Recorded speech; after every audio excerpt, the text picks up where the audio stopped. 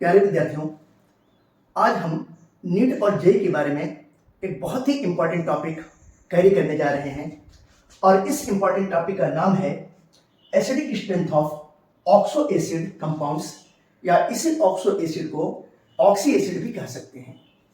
तो सबसे पहले बात यह है कि ऑक्सो एसिड कंपाउंड कहते किसको है।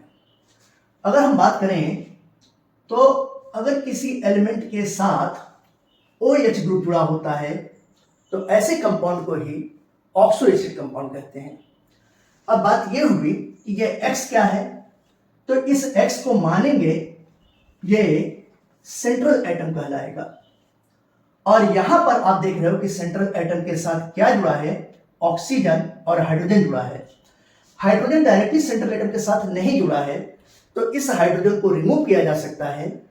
ऐसे कंपाउंड्स में H प्लस देने की टेंडेंसी होती है, प्रोटॉन देने की टेंडेंसी होती है, और जिसमें प्रोटॉन देने की टेंडेंसी होती है, हाइड्रोजन आयन देने की टेंडेंसी होती है, ऐसे सब्सटेंस को एसिड कहा जाता है।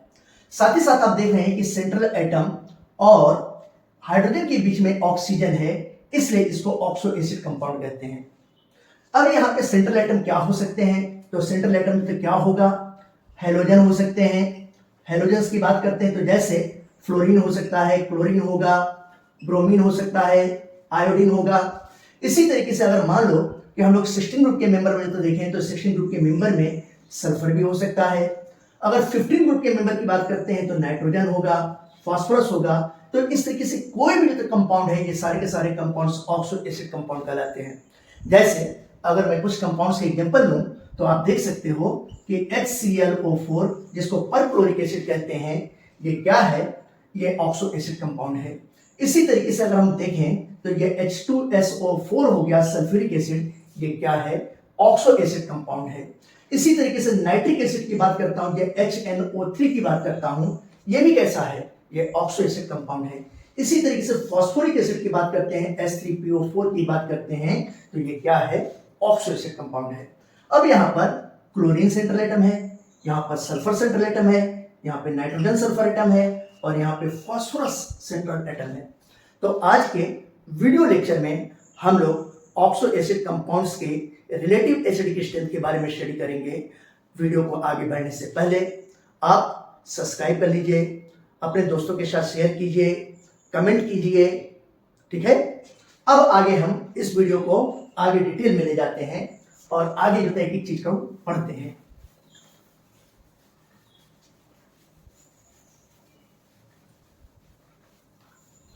यहां पर अगर आप देखें तो एसिडिक स्ट्रेंथ किस बात पर डिपेंड करती है। सबसे पहले तो यह बात जानना जरूरी है, एसिडिक स्ट्रेंथ को कोई एक ही फैक्टर गवर्न नहीं करता है। एसिडिक स्ट्रेंथ को इफेक्ट करने वाले कई ढेर सारे फैक्टर हैं। जैसे अगर आप एसिडिक स्ट्रेंथ डायरेक्टली देखते हैं तो ये ऑक्सीडेशन नंबर, ऑक्सीडेशन स्टेट पे डिपेंड करता है। ऑक्सीडेशन नंबर को ही ऑक्सीडेशन स्टेट कहा जाता है, इस पर डिपेंड करेगा। दूसरी बात, यानी कि ऑक्सीडेशन नंबर बढ़ेगा तो एसिडिक स्ट्रेंथ भी बढ़ती जाएगी।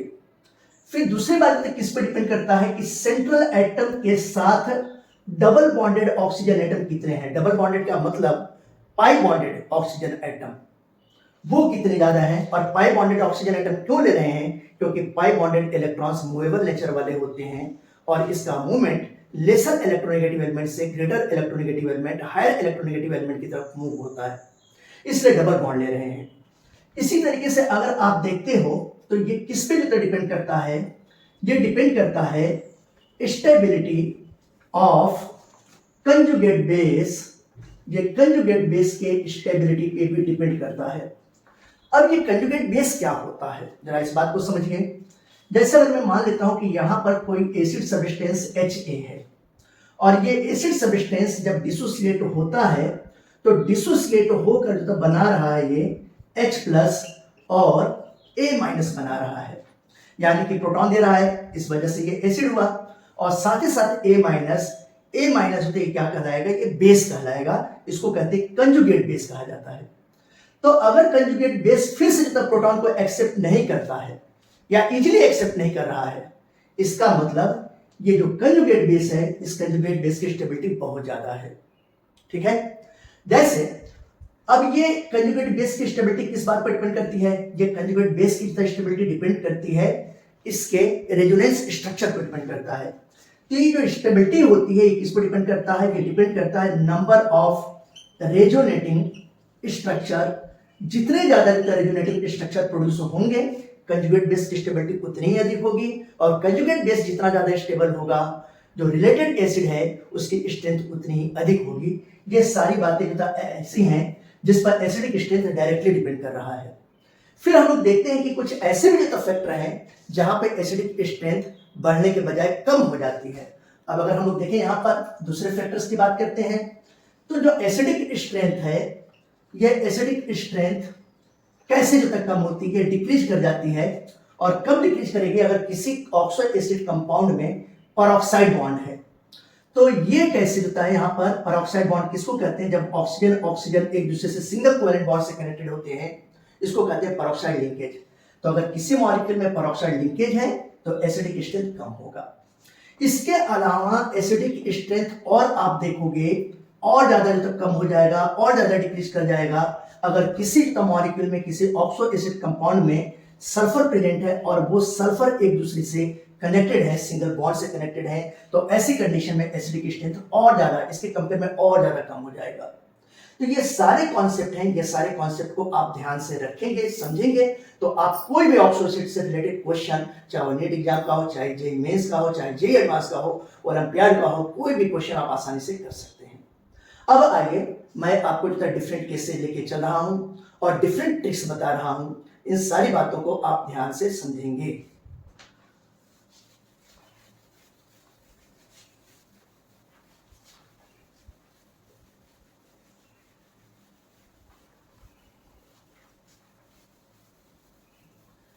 पहले प्यारे बच्चों, जितने भी केसेज हैं उन सभी को मैं डिफरेंट कैटेगरी में क्लासिफाई कर रहा हूं।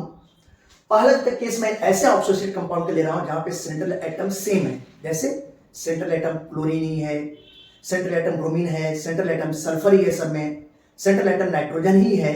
इस तरीके के कंपाउंड्स के बारे में हम लोग बात करने जा रहे हैं। तो सबसे पहले आप देखिएगा, मैं लेने जा रहा हूं case number first. Case number first में मैं जो पहला कंपाउंड लेने जा रहा हूं, इस पहले कंपाउंड को क्लोरीन का ऑक्सो एसिड कंपाउंड जिसको कहते हैं परक्लोरिक एसिड HClO4।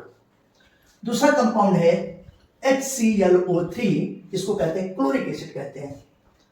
फिर तीसरा कंपाउंड है HClO2, इसको कहते हैं क्लोरस एसिड कहते हैं।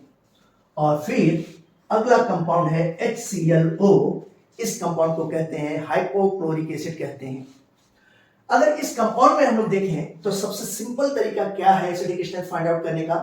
एसिडिक स्ट्रेंथ डायरेक्टली किस पे डिपेंड करेगा? ऑक्सीडेशन नंबर पे डिपेंड करेगा, डायरेक्टली ऑक्सीडेशन नंबर पे डिपेंड करेगा। तो यहाँ पे जितने भी सेंट्रल एटम है, सेंट्रल एटम का हम लोग ऑक्सीडेशन नंबर निकाल लें, कैलकुलेट कर लें, और इससे तो यहाँ पे क्लोरीन का ऑक्सीडेशन स्टेट क्या होगा? ऑक्सीजन के एक एटम का -2, तो 4 एटम का -8 में से +1 गया तो -7 इक्वल टू किधर जाएगा? तो +7 हो जाएगा। तो इस क्लोरीन का ऑक्सीडेशन स्टेट +7 हो गया। यहां पर इस क्लोरीन के ऑक्सीडेशन स्टेट की बात करते हैं तो यहां पर क्लोरीन का ऑक्सीडेशन स्टेट उसी मेथड से क्या हो जाएगा? ये +5 आ जाएगा। यहां पर इस क्लोरीन का ऑक्सीडेशन स्टेट कितना हो जाएगा? ये +3 हो जाएगा। और यहां पर इस क्लोरीन का ऑक्सीडेशन स्टेट कितना होगा? ये +1 हो गया। तो ऐसी कंडीशंस में आप देख रहे हैं कि सबसे ज्यादा किसका है ऑक्सीडेशन नंबर? यहाँ पर क्लोरीन का HClO4 का परक्लोरिक एसिड का है। तो आप क्या देखोगे कि यहाँ पर सबसे ज्यादा एसिडिक स्ट्रेंथ HClO4 का होगा, इससे कम HClO3 का होगा, इससे कम किसके का होगा? HClO2 का होगा, और सबसे कम किसका होगा? HClO का होगा। अब मैं दूसरा एग्जांपल लेने के चल रहा हूं, और ये दूसरा एग्जांपल सल्फर का ऑक्सो एसिड कंपाउंड ले रहा हूं। जैसे मैंने सल्फर का ऑक्सो एसिड कंपाउंड लिया, ये H2SO4 सल्फ्यूरिक एसिड। फिर देखिए यहां पर दूसरा कंपाउंड मैंने लिया H2SO3, ये है सल्फरस एसिड। फिर देखिए ये H2SO2 हो गया, ये कंपाउंड मैंने लिया जिसको हाइपोसल्फरस एसिड, हाइपोसल्फ्यूरिक एसिड कह सकते हैं। अब यहां पर भी इसी तरीके से हम लोग ऑक्सीडेशन स्टेट देखते हैं यहां पर देखें तो ये सल्फर का ऑक्सीडेशन स्टेट कितना आ रहा है, ऑक्सीजन के एक एटम का -2, तो 4 एटम का कितना हो गया -8, -8 में से हाइड्रोजन के एक एटम का +1, तो 2 एटम का +2 हो गया, तो -8 में से +2 गया तो -6 इक्वल टू उधर जाएगा तो +6 हो जाएगा, तो इसका ऑक्सीडेशन स्टेट +6। इस सल्फर का इसी तरीके से ऑक्सीडेशन स्टेट कितना हो जाएगा +4, और इस सल्फर की बात करते हैं तो इसका ऑक्सीडेशन स्टेट कितना होगा +2 होगा। अब अगर यहां पे देखें तो सबसे ज्यादा ऑक्सीडेशन स्टेट किसका है, सबसे ज्यादा ऑक्सीडेशन स्टेट H2SO4 का है, तो जाहिर सी बात है कि यहां पर इसका एसिडिक स्ट्रेंथ सबसे ज्यादा होगा, H2SO3 का इसके कंपेयर में कम होगा और H2SO2 का इसके कंपेयर में और कम हो जाएगा। फिर अगला हम लोग एग्जांपल लेके चलते हैं नाइट्रोजन के ऑक्सीडेशन कंपाउंड का। जैसे अगर मैं यहां पर लिखता हूं ये HNO3 है, this is called as the nitric acid. फिर दूसरा कंपाउंड में ले रहा हूं ये HNO2 है, इसको कहते हैं नाइट्रस एसिड कहते हैं। और फिर अगला जो कंपाउंड में ले रहा हूं ये H2N2O2, ये हाइपोनाइट्रस एसिड है और इस कंपाउंड को HNO का डाइमर भी कहा जाता है। अब यहां पर देखिए सभी तो नाइट्रोजन के ही है कंपाउंड। यहां पर नाइट्रोजन का ऑक्सीडेशन स्टेट फाइंड आउट करते हैं। इस नाइट्रोजन का ऑक्सीडेशन स्टेट कैसे फाइंड आउट करेंगे, ऑक्सीजन के एक एटम का -2 तो 3 एटम का -6, -6 में से +1 गया तो फिर -5 इक्वल टू उधर जाएगा तो +5 हो जाएगा, तो इस नाइट्रोजन का +5। बिल्कुल सेम तरीके से इस नाइट्रोजन का ऑक्सीडेशन स्टेट +3 हो जाएगा और इस नाइट्रोजन का ऑक्सीडेशन स्टेट यहां पर कितना हो जाएगा, ये +1 हो जाएगा। अब यहां पे अगर हम लोग देखें तो सबसे ज्यादा तो किसका ऑक्सीडेशन स्टेट है, HNO3 में नाइट्रोजन का है, यहां पर इसका कंपैरेटिवली कम, इसका सबसे कम हुआ, तो जाहिर सी बात है कि अगर हम लोग एसिडिक स्ट्रेंथ की बात करते हैं तो एसिडिक स्ट्रेंथ सबसे ज्यादा HNO3 का होगा, इससे कम HNO2 का होगा और सबसे कम किसका होगा, H2N2O2 का होगा। तो ये मेथड हम लोगों ने एसिडिक स्ट्रेंथ किसके बेस पे फाइंड आउट किया, हमने ऑक्सीडेशन नंबर के बेस पर। यानी कि अगर ऑक्सीडेशन नंबर इंक्रीज करेगा तो एसिडिक स्ट्रेंथ भी इंक्रीज करेगा।